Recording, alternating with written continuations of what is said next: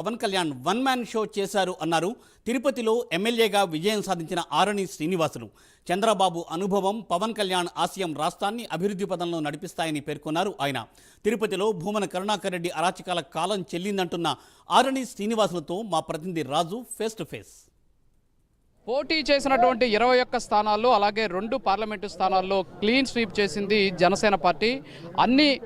అన్ని స్థానాల్లో కూడా గెలుపొందినటువంటి జనసేన పార్టీకి సంబంధించినటువంటి ఏదైతే ఎమ్మెల్యే అభ్యర్థులు ఉంటారో వాళ్ళని అభినందించడానికి పెద్ద సంఖ్యలో జన సైనికులు, వీర మహిళలంతా కూడా తరలి వస్తూ ఉన్నటువంటి సిచ్యువేషన్. ఎస్పెషల్లీ ప్రతిసారి కూడా పవన్ కళ్యాణ్ చెప్పినట్టు తిరుపతిలో జనసేన జెండా ఎగరాలి అని చెప్పేసి ఆయన అనేక సార్లు చెప్పినటువంటి పరిస్థితి. మరి ఈ నేపథ్యంలోనే ఇక్కడ జనసేన అభ్యర్థిగా పోటీ చేసినటువంటి ఆరణి శ్రీనివాసులు భారీ మెజారిటీ తోటి గెలుపు వైపు దూసుకుపోతున్నారు. దాదాపు విజయం ఖాయమైంది. సో శ్రీనివాసులు గారు మాట్లాడదాం. ఏంటి సార్, మొత్తానికి ఊహించిన విధంగా ఇక్కడ ఉన్నటువంటి ప్రజలంతా కూడా మీకు పట్టం కట్టినటువంటి పరిస్థితి, ఎన్నో విమర్శలు, వాటికి సద్విమర్శలు చేసుకుంటూ కూడా మీరు ముందుకు సాగినటువంటి సిచ్యువేషన్, ఎలా చెప్తారు మీ విజయాన్ని?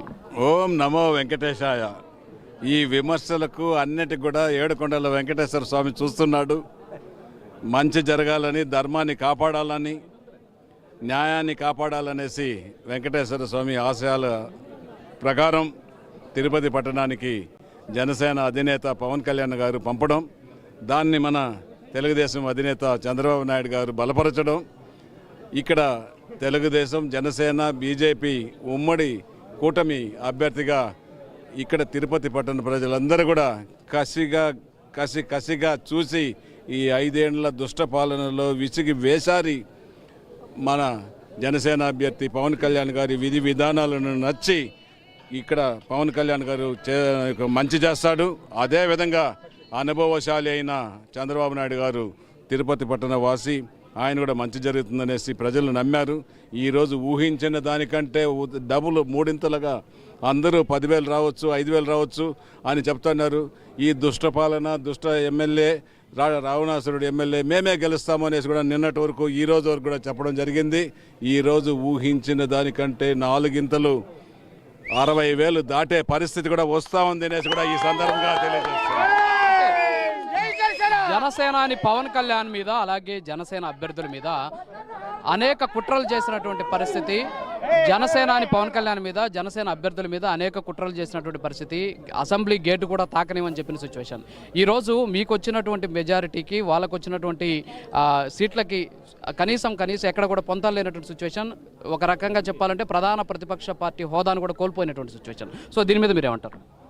ఎప్పుడైతే తిరుపతి పట్టణానికి చిత్తూరు నుంచి ఆరణి శ్రీనివాసులు అడుగు పెట్టాడో ఆ రోజే కరుణాకర్ రెడ్డి గుండెల్లో అదుర్లు పుట్టాయి. ఈ ఆరణి శ్రీనివాసులు వచ్చాడు, అదురు పుట్టిపోయి ఏం మాట్లాడాలో తెలియక ఈ నెల రోజులు ఇక ఆకుకూరలు అమ్ముకునేవాడు, కాయగూరలు అమ్ముకునేవాడు, కోళ్ళు దొంగలిచ్చేవాడని చెప్పడం జరిగింది. నేను ఒకటే చెప్తున్నా, కరుణాకర్ రెడ్డి ఆకుకూరలు తింటే ఆరోగ్యంగా ఉంటావు, కాయగూరలు తింటే శక్తి వస్తుంది. అంతేగాని మేము వేరే మా పొలాలలో పండిన పంటలు, మా నాన్న వ్యవసాయదారుడు, దాన్ని మార్కెట్లో అమ్ముకుంటున్నాం.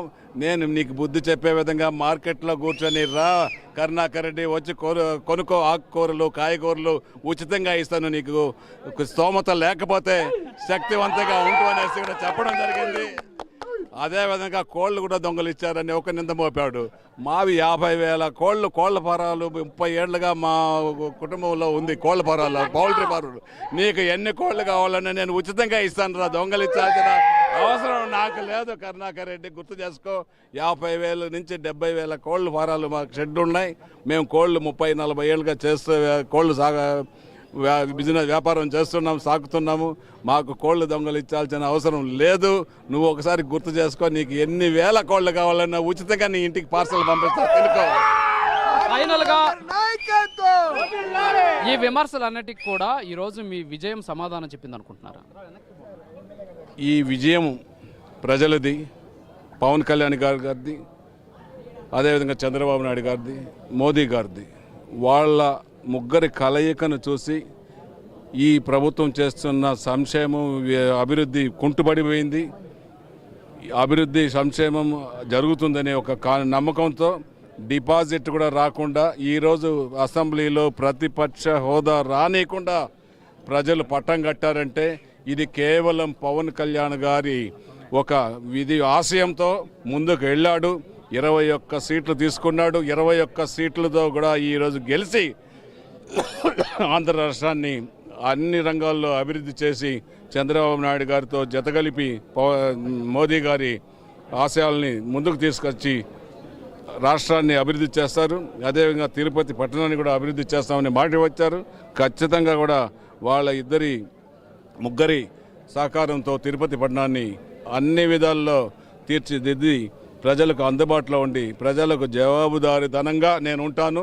ఎన్ని అపోహలు చేసినో అన్ని అపోహలు ప్రజల దగ్గర నుంచి కరుణాకర్ రెడ్డికి బుద్ధి చెప్పే విధంగా చేపిస్తానని తెలియజేస్తున్నాను. సో మొత్తానికి ఇక్కడ ఆరణి శ్రీనివాసులు ఒకటే చెప్పడం జరుగుతుంది. ఏదైతే ఇప్పుడు వచ్చినటువంటి విజయం ఇక్కడ ప్రజల విజయం. సో ప్రజలు మొదటి నుంచి కూడా తిరుపతిలో మార్పు కోరుకున్నారు. అంతేకాకుండా రాష్ట్రంలో కూడా మార్పు కోరుకున్నటువంటి పరిస్థితి.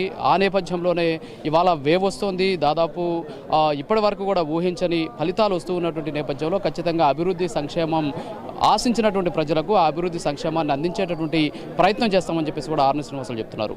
Vote studio.